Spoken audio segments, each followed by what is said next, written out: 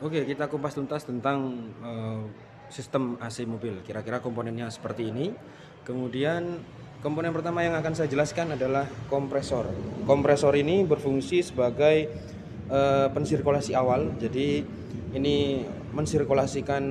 Jadi mensirkulasikan itu nanti dari titik A ke titik B kembali lagi. Contoh di sini kompresor ini mensirkulasikan freon dari kompresor, kemudian ke kondensor, kemudian ke dryer, ya, kemudian ke katup evapasi di belakang, kemudian ke evaporator, kemudian kembali lagi nanti ke kompresor. Nah, kompresor ini fungsi pertama adalah mensirkulasikan aliran freon. Fungsi yang kedua adalah menaikkan tekanan freon dari tekanan rendah ke tekanan tinggi.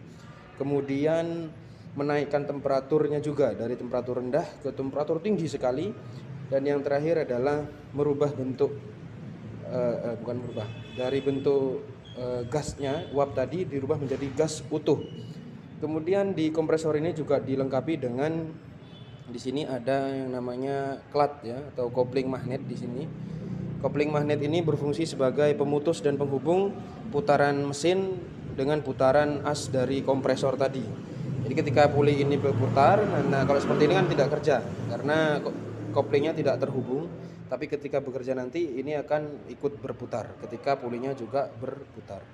Nah, di kompresor tadi setelah dari kompresor, ya, di sini ada dua lubang, ya, dua lubang ini. Nah, ini S dan ini D, ya. Dissection dan suction yang dimana hisap dan buang, atau mungkin bisa digunakan untuk mengisi freon atau mengisi olinya juga.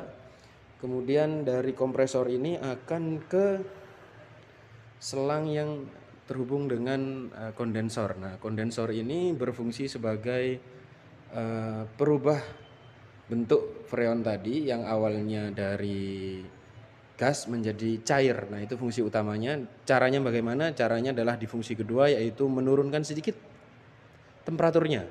Jadi temperaturnya sedikit diturunkan, akan tetapi masih cukup hangat, cukup tinggi seperti itu. Kemudian tekanannya juga masih cukup tinggi seperti itu. Jadi fungsinya adalah merubah bentuk gas tadi sehingga berubah menjadi bentuk cair.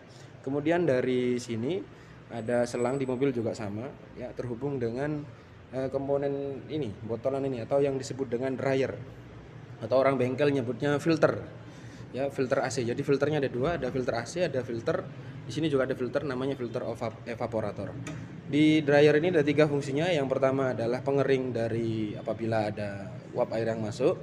Yang kedua adalah penyaring kotoran, ya, penyaring air juga di tadi. Jadi kalau ada di sistem AC ini tidak boleh ada kandungan air yang masuk seperti itu. Kemudian yang berikutnya adalah sebagai penampung freon. Jadi di sini ada side glass, nama ini adalah side glass. Side glass ini berfungsi untuk mengintip kondisi freonnya ada atau tidak, seperti itu. Jadi saya jelaskan secara singkat, nanti kalau kalian kurang paham silahkan kalian ulang-ulang terus videonya.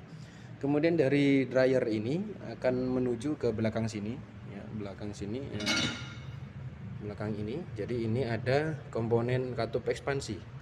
Katup ekspansi cara kerjanya kebalikan dari kompresor. Jadi katup ekspansi ini kebalikan dari kompresor. Kalau katup ekspansi ini menurunkan tekanan secara tiba-tiba sehingga disebut dengan ekspansi. Karena tekanannya diturunkan, otomatis temperaturnya juga berubah, ya, temperaturnya berubah dan juga merubah bentuk dari si freon tadi yang awalnya cair dirubah menjadi uap gas, ya, semi uap gas. Jadi masih ada kandungan bentuk cairnya juga tapi sudah bentuk uap dan temperaturnya turun sekali sehingga nanti dimanfaatkan oleh komponen berikutnya adalah evaporator di sini, di dalam sini.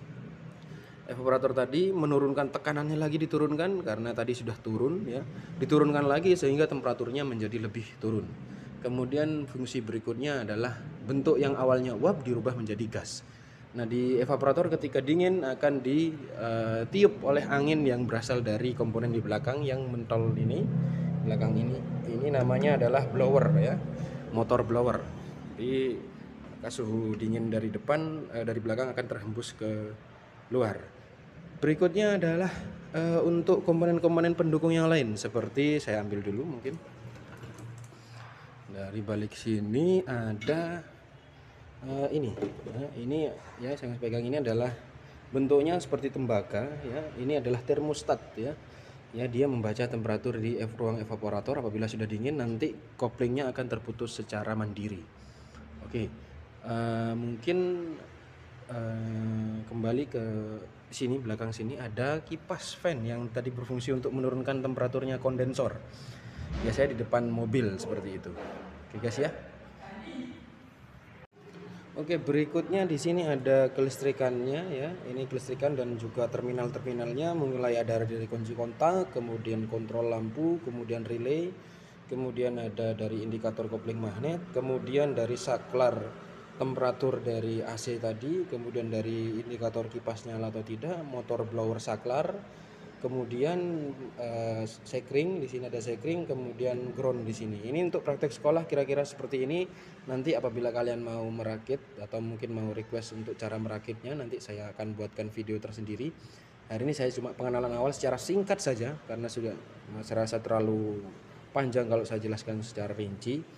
Kemudian nanti kalau kalian request untuk kelistrikannya, akan saya berikan gambar kelistrikannya di video ini beserta gambar dari sistem AC mobil yang ada di sini. Jadi nanti saya buatkan saya taruh foto di situ, gambar rangkaiannya beserta penjelasan dari sumber internet. Kemudian nanti saya gabungkan dengan video penjelasan dari saya. Terima kasih.